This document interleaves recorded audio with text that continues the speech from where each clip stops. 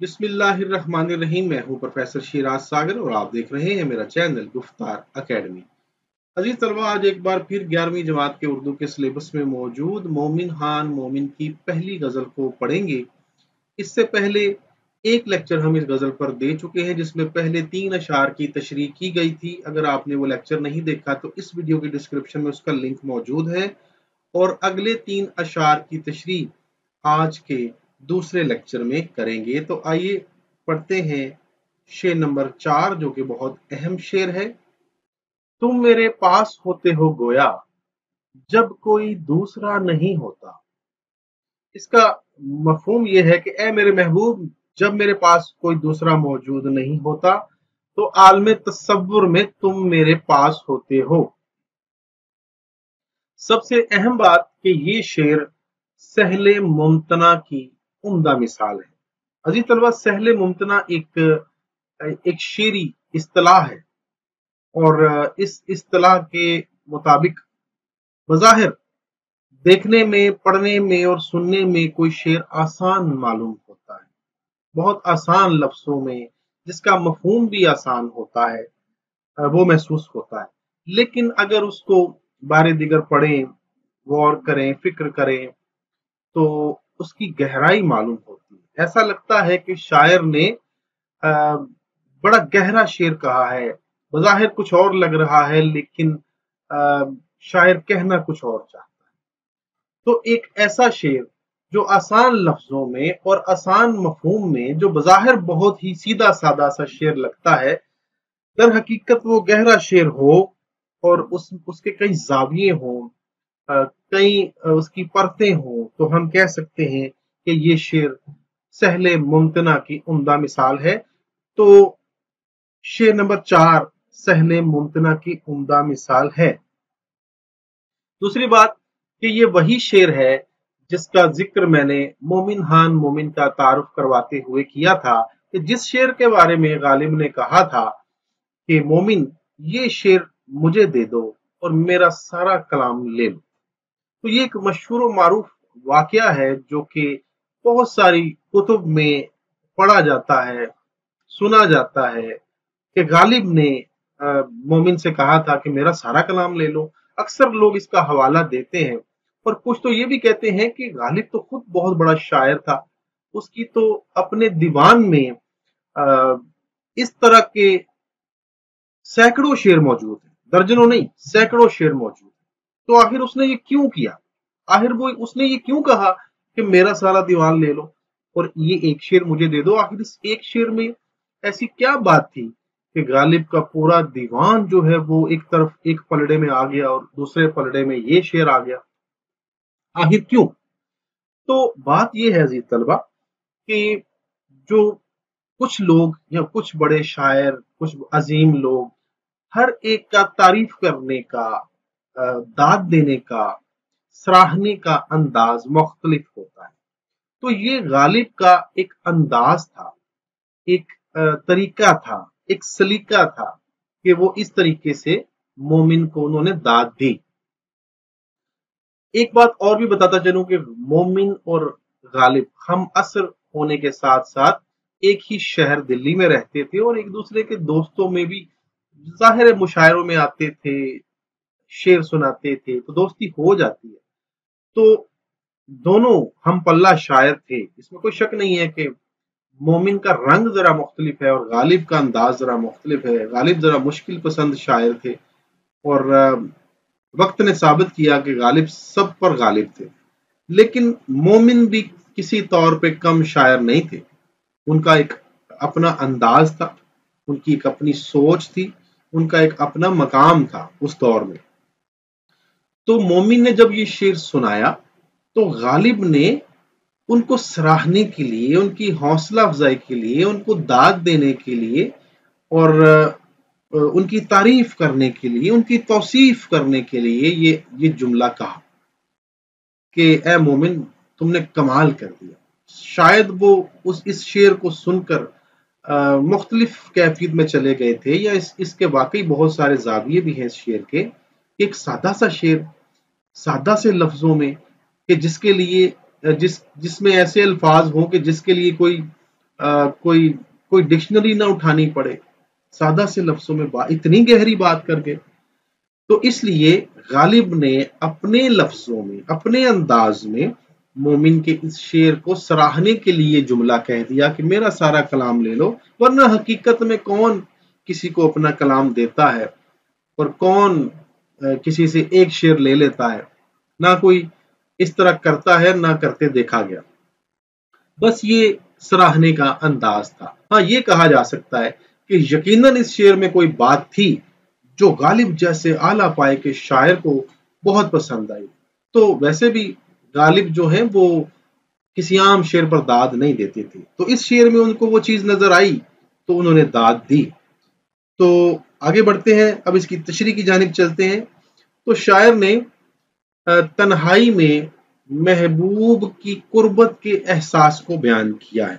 यानी वो कहते हैं कि तुम मेरे पास होते हो, यानी जब कोई भी मेरे पास नहीं होता, यानी मैं बिल्कुल तन्हा होता हूं, तो मुझे ऐसा लगता है कि तुम मेरे पास मौजूद हो, मुझे तुम्हारी कुर्बत का एहसास होता है। अजीज तलबा, दर हकीकत इंसान की मुख्तलिफ कैफियत होती हैं, उसके मुख्तलिफ एहसासात होते हैं, और वो मुख्तलिफ औकात में मुख्तलिफ तरह की सूरत हाल से दो चार हो सकता है। ऐसा भी होता है कि इंसान भरी महफिल में बैठा हो लेकिन उसको तन्हाई का एहसास हो, और ऐसा भी होता है कि इंसान बिल्कुल तने तन्हा हो, उसके पास कोई ना हो और वो यादों की महफिल सजा के बैठा हो। तो दोनों तरह की कैफियत से इंसान जो है ऐसे तजर्बात से गुजरता रहता है। तो शायर ने इस शेर में ये बात बताने की कोशिश की है कि मैं बिल्कुल तन्हा था, बिल्कुल तन्हा हूं, लेकिन उस तन्हाई में भी मुझे ऐसा महसूस होता है कि ऐ मेरे महबूब, तुम मेरे करीब हो, मेरे पास हो। ऐसा तसव्वुर तसव्वुर में होता है, आलम तसव्वुर, ख्यालात में, सोचों में। इंसान की सारी सोचों का महवर जब उसका महबूब हो जाता है, उसके सारे तसव्वुरात का महवर जब उसका महबूब, जब एक ही जात के गिर्द वो तवाफ कर, उसकी सोचें तवाफ करती रहती हैं और कुछ सूझता ही नहीं और कुछ वो सोचता ही नहीं, किसी और तरफ उसकी तवज्जो माइल ही नहीं होती, किसी और जानिब वो देखता भी नहीं, तो फिर एक ही बात रह जाती है, सिर्फ एक शख्स उसकी आंखों के सामने, वो जिस तरफ भी दिखता है वही शख्स नजर आता है। वो जो भी सोचता है उसकी सोच घुमा घुमा कर फिर उसी एक हस्ती की तरफ आ जाती है।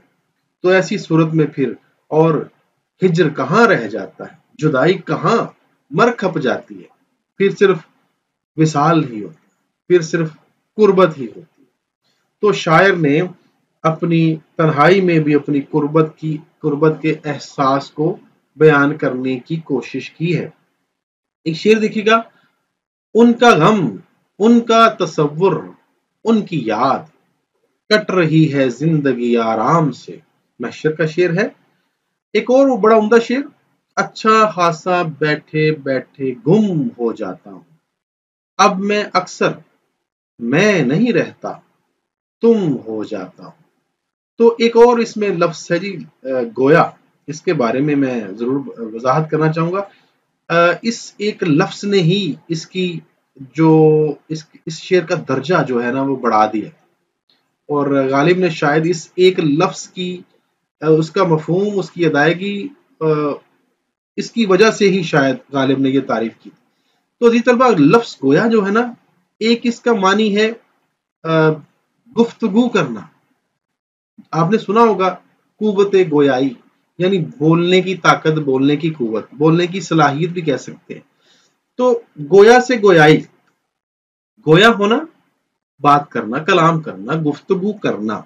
तो एक तो इसका ये लफ्जी मानी हो गया। दूसरा, आपने वो लेक्चर जब आपने लेक्चर सुना होगा तशबीह का, अगर नहीं देखा तो आप प्लेलिस्ट में जाकर वो लेक्चर तलाश करके देख सकते हैं। तो तशबीह में एक रुकन है हरफे तशबीह। तो हरूफे तशबीह में एक लफ्ज गोया भी आता है, यानी जिसका मतलब होता है जैसे। तो यहां लफ्ज जैसे का इस्तेमाल, यानी लफ्ज गोया का एक मानी गुफ्तगू करना भी आया है, एक मानी जैसे कि मफहूम में भी आया है। यानी जब कोई और मेरे पास नहीं होता तो जैसे कि तुम मेरे पास होते हो। तो इसको इस जाविये से भी आप इसकी तशरीह कर सकते हैं। यानी जब मैं अकेला होता हूं तो गोया यानी जैसे कि तुम मेरे पास होते हो, या जैसे कि तुम मेरे पास गुफ्तगू करते हो, मुझे तुम्हारी बातें सुनाई देती हैं, मुझे तुम्हारा वस्ल महसूस होता है, तुम्हारे वजूद की खुशबू महसूस होती है, ऐसा लगता है कि बस तुम मेरे पहलू में बैठे हो। तो इसलिए इस शेर में बहुत सारे जावियों पर बात हो सकती है। एक शेर देखिएगा कि दिल के आईने में है तस्वीर यार, जब जरा गर्दन झुकाई देख ली। अच्छा जी तलवा, इसमें दो और भी जाविये हैं, मेरा दिल चाह रहा है कि मैं वो भी बयान करूं। अगर महबूब हकीकी है यानी अल्लाह ताला की जात है, तो उस जाविये से भी तशरीह हो सकती है। यानी कि जब मेरे पास कोई नहीं होता तो ए मेरे अल्लाह, तू मेरे पास होता है, तू मेरे करीब होता है, मुझे तेरी कुर्बत महसूस होती है। और एक चौथी तशरीह ये कि जब कोई मेरे पास नहीं होता तो ए मेरे अल्लाह, तू मुझसे गुफ्तगू करता है, या मैं तुझसे बातें करता हूं, या हम दोनों एक दूसरे से गुफ्तगू करते हैं। तो हम ये कह सकते हैं कि शायर ने तन्हाई में महबूब से हम कलामी की बात की है, या तो वो अपने महबूब से गुफ्तगू कर रहा है, या उसकी कुर्बत को महसूस कर रहा है, या वो अल्लाह ताला से मुखातिब होकर कह रहा है कि अल्लाह ताला तू मेरे करीब है, तू मेरे दिल में है, मेरी धड़कन में है, या फिर वो ये कह रहा है कि अल्लाह ताला तू मुझसे और मैं तुझसे हम कलाम हो रहे हैं, हम एक दूसरे से गुफ्तगू कर रहे हैं। तो दोनों सूरतों में, बल्कि चारों सूरतों में इसकी तशरीह की जा सकती है। आखिर में एक शेर, खफा है फिर भी आकर छेड़ जाते हैं तसव्वुर में, हमारे हाल पर कुछ मेहरबानी अब भी होती है। तो ये शेर अख्तर शरानी का है। तो आइए अब शेर नंबर 5 पे बात करते हैं। हाले दिल यार को लिखूं क्यों कर, हाथ दिल से जुदा नहीं होता। मफहूम में है कि मैं अपने दिल का हाल महबूब को किस तरह लिखूं, क्योंकि हाथ तो हर वक्त दिल को पकड़े रखता है। तो इस शेर में शायर ने अपने दिल की हालत को बयान करने की बात की है, यानी दिल की हालत जार को बयान करना चाहता है लेकिन कर नहीं पाता। तो जी तलबा, क्लासिकल उर्दू शायरी में शायर अपने दिल की हालत को महबूब के सामने रखना चाहता है, बयान करना चाहता है, इजहार मोहब्बत करना चाहता है, वो बताना चाहता है कि हिज्र में उस पर क्या बीती, लेकिन वो कर नहीं पाता। बड़ी बेबसी का उसको सामना करना पड़ता है। दर हकीकत जिस दौर में क्लासिकल शायरी होती थी, या मोमिन खान मोमिन शायरी करते थे, या फिर जिस दौर की मैं बात कर रहा हूं, उस दौर में अपने महबूब से राबता करना एक बहुत ही मुश्किल बल्कि नामुमकिन काम तस्वुर किया जाता था, क्योंकि उस दौर में ना कोई मोबाइल था, ना कोई इंटरनेट था, ना कोई सोशल मीडिया, ऐसा कुछ भी नहीं था, ना व्हाट्सएप था, हत्ता कि टेलीफोन की सहूलत भी नहीं थी। तो ले देकर एक ही तरीका रह जाता था कि आप खत लिखकर अपने महबूब तक पहुंचा दें। वो भी बड़ा मुश्किल काम था कि एक काबिल एतबार शख्स दरकार होता था जिसके हाथ आप अपना खत भेज सकें, और वो भी बड़ी मुश्किल से दस्तयाब होता था। तो बहुत सारी दिक्कतें थीं, मसाइल थे, परेशानियां थीं। महबूब को अपने दिल का हाल बताना, पहुंचाना, या फिर उससे मिलना, ये नामुमकिनात की हद तक ये मुश्किल काम था। तो शायर ने इस शेर में ये बताने की कोशिश की है कि मैं दिल की हालत बयान तो करना चाहता हूं, लेकिन मैं कर नहीं पाता। क्यों नहीं कर पाता, उसकी वजूहात मैं बताता हूं। पहले शेर देख लीजिए। आपकी याद आती रही रात भर, चश्मे नम मुस्कुराती रही रात भर। एक और शेर, रात भर उनका तस्वुर दिल को तड़पाता रहा, ایک نقشہ سامنے آتا رہا جاتا رہا۔ تو بات یہ ہے کہ خط میں دل کی کیفیت لکھنے کی خواہش ہے۔ شاعر چاہتا ہے کہ کسی طرح، اگر تو یہ آغاز محبت ہے، ابھی محبت کی شروعات ہے، تو پھر ایک شاعر جو عاشق ہے وہ چاہے گا کہ کسی طرح میں اظہار محبت کروں، اقرار محبت کروں، اور اپنے محبوب کو یہ بتاؤں جو اجنبی ہے، جو جس کو خبر ہی نہیں ہے، جو میری محبت سے بے خبر ہے، میں اس کو بتاؤں کہ میں تجھ سے کس قدر محبت کرتا ہوں، میں کس قدر تو تیری محبت میں بے چین ہوں، بے قرار ہوں، نہ دن کو چین ہے نہ رات کو نیند ہے، میں کس قدر تڑپتا ہوں۔ وہ اپنی اندرونی کیفیت، اپنی باطنی کیفیت کو اپنے بے خبر محبوب تک پہنچانا چاہتا ہے۔ اگر یہ شروعات نہیں ہے اور محبت کیے ہوئے عرصہ گزر چکا ہے، تو پھر یہ ہجر کے لمحات ہیں، دوریاں ہیں، زمانہ دشمن ہے جو ملنے نہیں دے رہا۔ تو وہ چاہتا ہے کہ میں اپنے محبوب تک اپنے ان لمحوں کی روداد پہنچاؤں، اپنی کہانی بیان کروں کہ اے میرے محبوب، تیرے بغیر جو میرے دن گزرے، میری راتیں گزری، میرے مختلف اوقات گزرے، وہ کیسے گزرے، رو کر، تکلیف میں،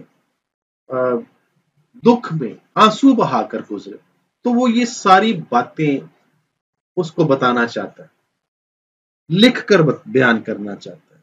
وہ چاہتا ہے کہ میں کوئی خط لکھوں اور خط میں سارا کچھ بیان کر دوں اور اس تک خط پہنچ جائے۔ ایک شعر دیکھے گا: درد دل لکھوں کب تک، جاؤں ان کو دکھلاؤں، انگلیاں فگار اپنی، خامہ خوں چکاں اپنا۔ غالب کا بڑا عمدہ شعر ہے۔ تو وہ لکھنا تو چاہتا ہے لیکن لکھ نہیں پاتا۔ اس کی وجہ کیا ہے کہ اس کا ہاتھ، دوسرے مصرے میں بیان کیا گیا کہ اس کا ہاتھ دل سے جدا نہیں ہوتا، کیونکہ لکھنے کے لیے ہاتھ کی ضرورت ہے نا۔ اگر آپ کا ہاتھ جو ہے وہ دل پر ہے، مصروف ہے، تو پھر آپ قلم کیسے تھامیں گے، اور قلم نہیں تھامیں گے تو لکھیں گے کیسے؟ تو وہ کہہ رہا ہے کہ میرا ہاتھ دل سے جدا نہیں۔ اب کیا وجہ ہے کہ اس کا ہاتھ دل سے جدا نہیں ہو رہا؟ وجہ ایک ہی ہے کہ اس کی محبت میں اس کا دل جو ہے وہ دھڑک رہا ہے۔ تو عزیز طلبہ، مختلف کیفیات میں، مختلف صورتحال میں انسان کا دل جو ہے وہ شدید دھڑکتا ہے۔ ایک تو صدمے کی کیفیت میں انسان کا دل دھڑک سکتا ہے، پھٹ سکتا ہے، جس کو ہم یہ بھی کہتے ہیں کہ آسان لفظوں میں کہتے ہیں کہ دل کا دورہ پڑ گیا، تو وہ صدمے کی کیفیت میں ہوتا ہے۔ اور بعض اوقات انتہائی خوشی کی کیفیت میں، یا پھر انتہائی ہجر کی کیفیت میں، یا کسی کو یاد کرنے کی کیفیت میں بھی دل دھڑکتا ہے، کسی کی قربت محسوس کر کے بھی ہوتا ہے، کسی کی موجودگی کا احساس کر کے بھی دل دھڑکتا ہے۔ تو مختلف جو ہیں وجوہات ہو سکتی ہیں دل کے دھڑکنے کی۔ تو وہ کہتا ہے کہ میرا دل تیرے لیے مسلسل دھڑکتا ہے بلکہ تڑپتا ہے، اور ایسے جب میں تیرا ذکر چھیڑتا ہوں، جب میں تجھے یاد کرتا ہوں، سوچتا ہوں کہ میں خط لکھوں، قلم تھامنے سے پہلے ہی میرا دل زور زور سے دھڑکنا شروع کر دیتا ہے، اور ایسے لگتا ہے جیسے کہ سینہ چاک ہو جائے گا، دل پھٹ جائے گا، دل تیرے بغیر جینا بھول گیا ہے، سلیقے سے دھڑکنا بھول گیا ہے، بڑا بے ترتیبی سے دھڑکتا ہے۔ تو وہ ایک نارمل حالت میں نہیں ہے، تو اس لیے مجھے بار بار دل پہ ہاتھ رکھنا پڑتا ہے، یا پھر ہجر کی کیفیت میں مجھے تکلیف ہے، دل میں مجھے دل کو تھامنا پڑتا ہے۔ تو وہ کہتا ہے کہ مسلسل میں نے ہاتھ اپنے سینے پر رکھا ہوا ہے، اپنے دل کو تھاما ہوا ہے، تاکہ میرا دل نارمل ہو جائے، بالکل عام حالت میں آ جائے، لیکن وہ کہتا ہے ایسا ہو نہیں پا رہا، تو اس لیے میں خط بھی لکھ نہیں پا رہا۔ کاش کہ ایسا ہوتا کہ میرا دل جو ہے وہ اتنا زور سے نہ دھڑکے، اور مجھے موقع مل جائے، چند لمحے، چند منٹس مل جائیں کہ میں تجھے کچھ لکھ دوں، لیکن میں لکھ ہی نہیں پا رہا، ہاتھ دل سے جدا ہو ہی نہیں پا رہا۔ تو ایک شعر دیکھیے گا کہ یارب غم ہجراں میں इतना तो किया होता, जो हाथ जिगर पर है वो दस्ते दुआ होता। हसरत का शेर है जी। तो हकीकत ये है कि आशिकों को जो मरज लाहक हो जाता है, ये मोहब्बत भी कुछ लोग कहते हैं कि मरज ही है, तो ये मरज जो है ना, ये शुगर की बीमारी से भी ज्यादा लाइलाज है। शायद उसका इलाज किसी तबीब के पास हो, लेकिन ये एक ऐसा मरज है जो किसी सूरत भी इसका इलाज मुमकिन नहीं है। शायद मौत से पहले इसका इलाज मुमकिन नहीं है। मौत आ जाए तो आ जाए, लेकिन इसका इलाज किसी हकीम, किसी किसी डॉक्टर, किसी तबीब के पास नहीं है। हाँ, एक शख्स के पास है, वो है महबूब, जिसको वो चाहता है। वो आ जाए तो करार आ जाता है, वो चला जाए तो बेकरारी लौट आती है। महबूब आ जाए तो बहार आ जाती है, चला जाए तो खजां आ जाती है। आ जाए तो शिफा मिलती है, चला जाए तो बीमारी मिलती है। तो वो क्या शेर है कि उनके आने से जो आ जाती है मुंह पे रौनक, वो समझते हैं कि बीमार का हाल अच्छा है। एक और शेर जो बड़ा उम्दा है, थोड़ा सा सारी रात जो पकता रहेगा दिल, तो सुबह तक तो हाथ लगाया ना जाएगा। मीर तकी मीर का बड़ा ही उम्दा शेर। और इसके साथ हम चलते हैं शेर नंबर 6, जो मक्ता से पहले है। मक्ता की तशरीह हम नहीं करेंगे, तो क्योंकि वो पेपर में नहीं आता। तो शेर नंबर 6 ही आखिरी शेर है, उसकी तशरीह के साथ ही हमारा ये लेक्चर इख्तिताम पजीर होगा। चाराए दिल सिवाय सब्र नहीं, सो तुम्हारे सिवा नहीं होता। मफहूम यह है कि मेरे दिल का इलाज सिर्फ सब्र तहम्मुल है, लेकिन है महबूब, सब्र तुम्हारे बगैर नहीं आता। तो दिल की बेकरारी का फिर जिक्र आ गया जी। तो जैसा मैंने पहले कहा कि एक आशिक का दिल हमेशा बेकरार, बेचैन, मुस्तरिब रहता है, परेशान रहता है, एक हिजर की कैफियत में रहता है, एक सदमे की कैफियत में रहता है, सकते में रहता है। तो हम कह सकते हैं कि शायर जो होता है वो अपने घर में नहीं रहता, बल्कि वो सकते में रहता है। तो शायर ने अपने दिल की बेकरारी का जिक्र किया है कि मेरा दिल बीमार है, बेकरार है, बेचैन है, और इसका कोई इलाज नजर नहीं आ रहा। एक बड़ा उम्दा शेर यहां बयान करना चाहूंगा। सब्र पर दिल को तो आमादा किया है, लेकिन होश उड़ जाते हैं अब भी तेरी आवाज के साथ। आसी उल्दनी का बड़ा खूबसूरत शेर है जी। तो उसके बाद बात करते हैं जी, बेकरारी का इलाज क्या है। तो ये, जैसा मैंने पहले इससे कबल जो शेर था, शेर नंबर 5 की तशरीह करते हुए बताया कि इस बेकरारी का कोई इलाज नहीं है। किसी तबीब, किसी डॉक्टर, किसी हकीम लुकमान के पास भी इसका कोई इलाज नहीं। आप दुनिया के किसी बड़े से बड़े डॉक्टर के पास भी ले जाएं तो कोई इलाज नहीं। हाँ, आशिक का इलाज उसके महबूब के पास। उसका महबूब ही उसका डॉक्टर है, उसका महबूब ही उसकी बीमारी की वजह है। तो चाहे कुछ भी हो जाए, उसको करार, उसको शिफा, उसका इलाज उसके महबूब के पास। वही आएगा तो चैन आएगा, वही आएगा तो करार आएगा, वरना वो यूं ही तड़पता रहेगा, सिसकता रहेगा, मरता रहेगा। एक शेर देखिएगा, सब्र आ जाए उसकी क्या है उम्मीद, मैं वही दिल वही है तू है वही।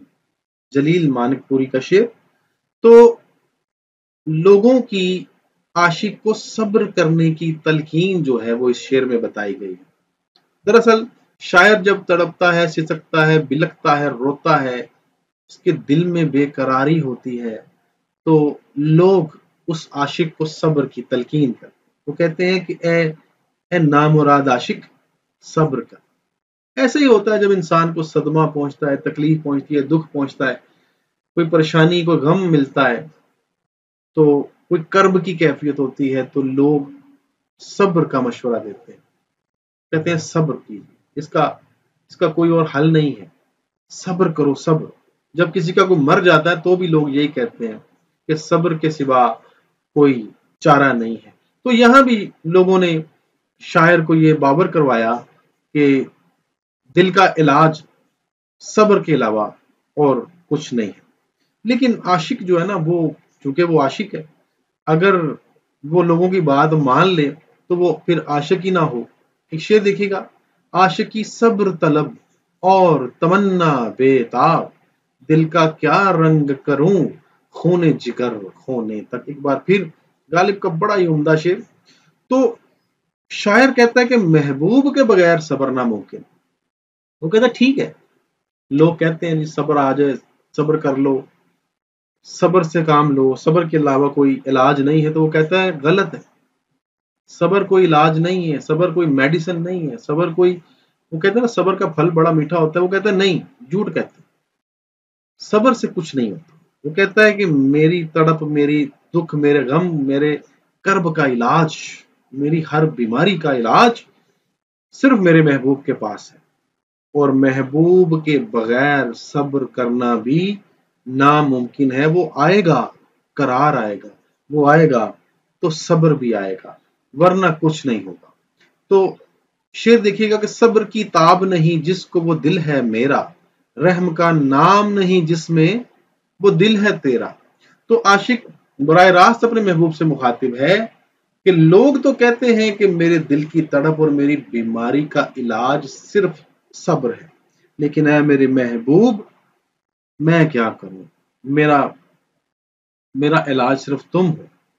مجھے صبر بھی آتا ہے تو صرف تمہارے ساتھ، تمہارے بغیر نہ صبر ہے، نہ قرار ہے، نہ چین ہے، نہ سکون ہے، نہ نیند ہے، کچھ نہیں، تم نہیں تو کچھ نہیں۔ تو عزیز طلبہ، ہمارے آج کے لیکچر کی تشریحات بھی مکمل ہوئی، بلکہ یہ غزل مکمل ہوئی۔ ملتے ہیں اگلے لیکچر میں مومن کی دوسری غزل کے ساتھ۔ اس کے ساتھ ہی مجھے اجازت دیجیے، اللہ حافظ۔